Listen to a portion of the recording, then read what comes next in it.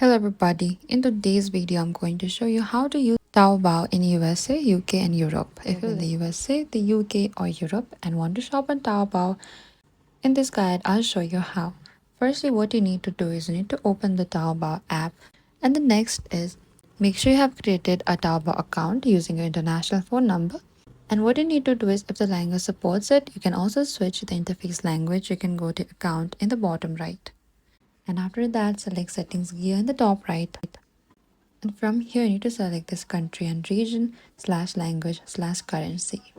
And over here, you can simply select for the country or region that you are from. And after that, you can go to this language. And you can also select English from here. You can also change the payment currency by selecting that and select confirm. And after that, you can now start shopping. You can simply select any of the product from the home page. And from here, you can simply select add to cart or buy now.